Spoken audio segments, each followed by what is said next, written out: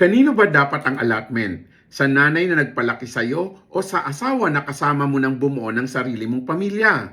Real talk, walang madaling sagot. Si nanay saksi sa hirap mo mula pagkabata, pero si Mrs. siya ang kakampi mo sa laban sa ngayon, kasama sa pangarap mo sa ngayon.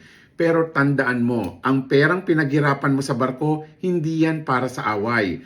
Dapat yan para sa plano. Walang panalo sa parehas pinagbibigyan, pero walang direksyon. Hindi ito tanong kung sino ang mahal mo.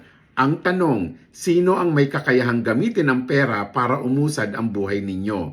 Kung gusto mong umuwi para sa isang maayos na kinabukasan, dapat malinaw ang plano, malinaw ang responsibilidad. Hindi masamang magbigay kay nanay, walang mali kung si Mrs. ang umahawak. Basta may plano, may tiwala, may direksyon.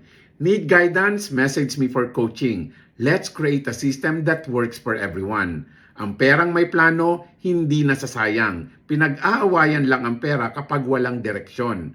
Ba kailangan mo ng gabay?